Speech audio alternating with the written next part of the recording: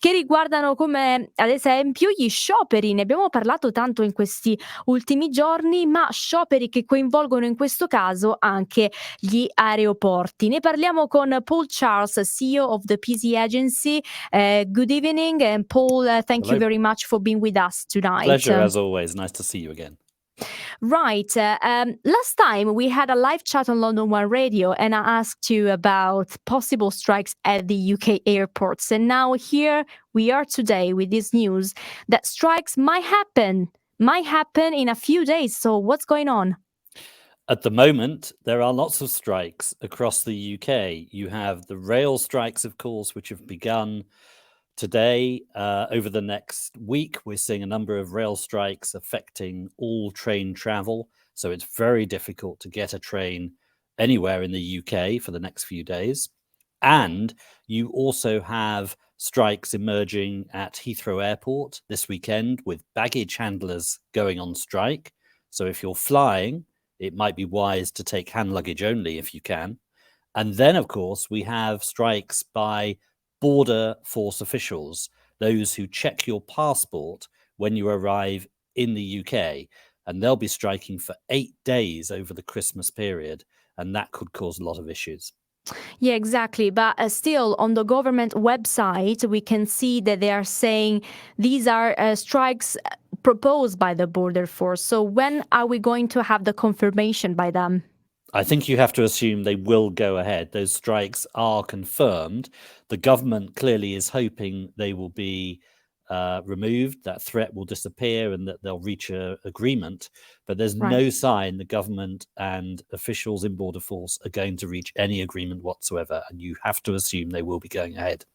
So they will start from 23rd of December until 31st of December. That's right. So 8 days, 8 days during the festive days. And in that period, are we going to expect a lot of passengers coming in the UK? What's going on?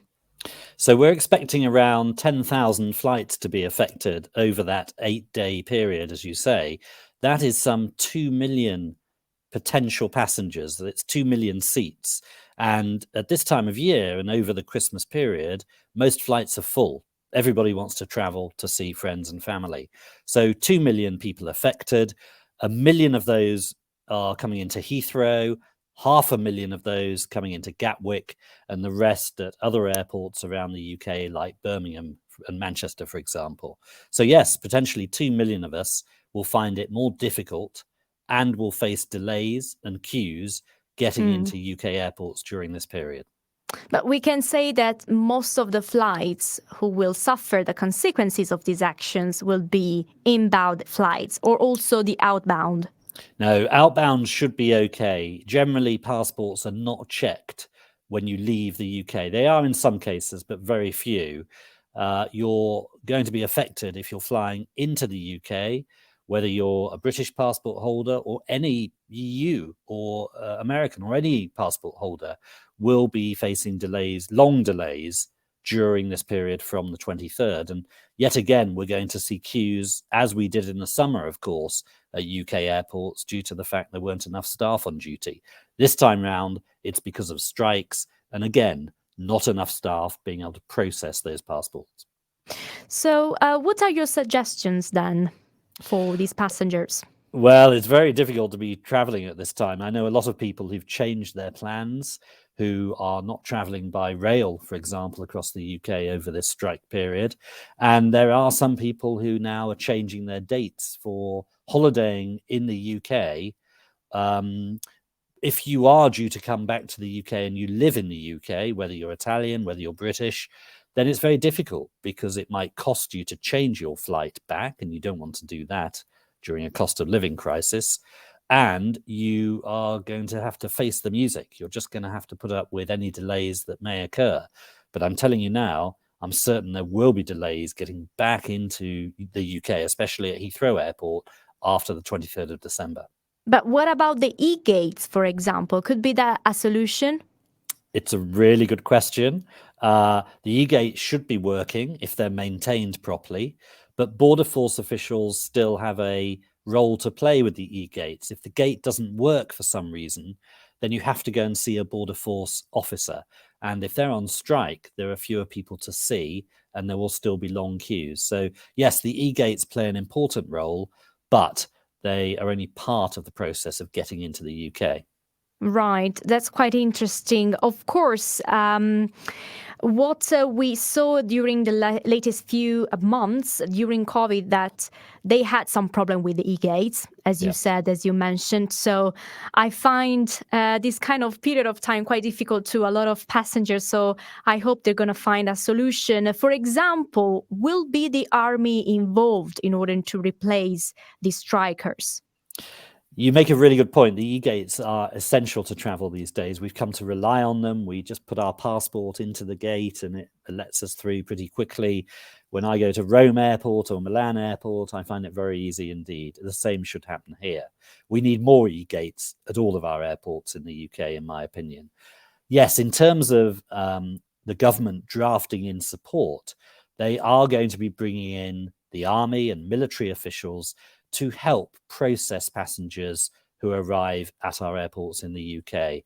So they will help, but of course they're not as well trained as those whose jobs day to day are to allow us into the country. So therefore that will add to the delays as they check passports, they check your IDs, then it's going to lead to further delays. And that's why the government is saying there will be serious disruption.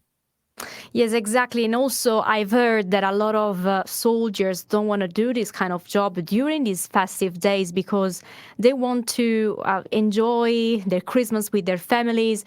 Because most of them, not only at the airports, but are going to be involved at the ambulance to support other type of job sector who are striking in a few days. So let's see what will happen. But let's say the pay rise that someone might propose to the workforce doesn't meet their requirements, then will the border force strike again in 2023? What do you think? It's a really good question. One of the issues the UK government is facing right now is they simply say they don't have enough money to pay for these big pay increases being demanded by unions. So whether it's airport workers, border force workers, baggage handlers, rail workers, nurses, Royal Mail, postal workers, all of these are in dispute with the government right now, mostly over pay and the fact they're not getting as much as they think they should be. Inflation is high, and it means, of course, that people are demanding more money just to afford to live. But the government is showing no signs of changing its approach. It's showing no signs of backing down or offering more money. And if the government doesn't back down, that means these strikes will continue into the new year. Already rail workers are striking one way or another until January the 8th. So nearly a month of strikes. So I think we're going to see this continue because the government won't want to give in. If they give in with one set of workers, they have to give in with all of them. So what is going to happen to the UK economy then? The UK economy will be damaged. It will suffer. And already we're seeing a decline in growth in the last few months of this year. The economy is going through a tougher time before it gets better next year. But I think we're going to have another 4 or 5 months of lower growth, negative growth, in fact, simply because you've got the economy suffering from all these strikes, from people curtailing some of their spending on some items like going out to eat. But other areas, they're not curtailing spending. They're still spending on holidays, for example. People want to go away and see family and friends they haven't seen for 3 years since before COVID. So the economy is definitely on the brink. It's not in the greatest shape at all, but the next few months will be worse before it gets better. As Jeremy Hunt, the Chancellor, already said just a few hours ago, well, let's say yesterday or 2 days ago. Thank you very much, Paul Charles, for updating us about the next strikes that will happen at the UK airports. And of course, we're going to be updating with you in the next months as well in 2023, just to understand more what will happen for the travel sector. Thank you so much. Thank you and have a great festive period.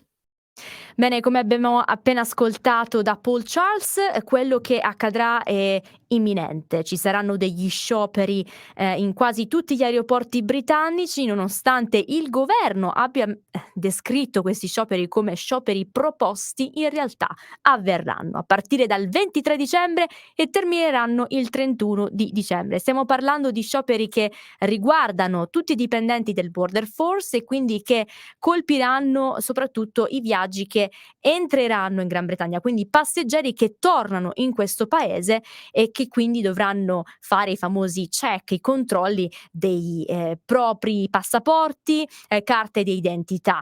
Abbiamo discusso di quali che potrebbero essere le soluzioni, prima di tutto le famose e-gates, quindi i gate elettronici che non ha bisogno di personale, d'altra parte invece un personale che potrebbe sostituire chi sta scioperando, e stiamo parlando di forze armate, quindi di soldati che verranno istruiti da parte degli aeroporti per sostituire queste persone. Entrambe le soluzioni sembrano funzionare, ma fino ad un certo punto, perché non so se vi ricordate, gli e-gates fino a qualche tempo fa non funzionavano. Questo era uno dei maggiori problemi per cui gli aeroporti avevano raggiunto un'alta capacità di passeggeri che non riuscivano tra l'altro a anche a tra virgolette decimare, lasciatemi passare questo termine, e dall'altra parte invece dei soldati che non è quello il loro lavoro, ma dall'altra parte vediamo anche queste persone che vogliono trascorrere il loro Natale insieme alla propria famiglia. Quindi aspettatevi, per chi rientra in Gran Bretagna, dei cancellazioni, ritardi dei propri voli, e se appunto volete cambiare anche il volo, la data del vostro volo, state attenti perché vi richiederà anche qualche costo in più. Quindi questa è un po' la situazione. Scopriremo che nel 2023 ci potrebbero essere ulteriori scioperi, perché se non riusciranno a trovare un accordo di un aumento del proprio salario di questi dipendenti, allora questi ultimi cercheranno di far vedere al governo che la loro posizione è importante, vale, e che quindi se non riescono a soddisfare le loro esigenze, allora continueranno a scioperare. Questo è un po' il briefing di questa nostra puntata di servizio pubblico, che se vi è piaciuta potete ricondividere sulle vostre pagine social o riascoltare on demand su londononeradio.com o addirittura dalla nostra app. Grazie per averci seguito come sempre e vi auguriamo una buona serata. Cosa rende Garofalo una pasta diversa? Le persone hanno una sensibilità speciale verso la pasta. Sono portatori di una conoscenza passata per generazioni da padre in figlio.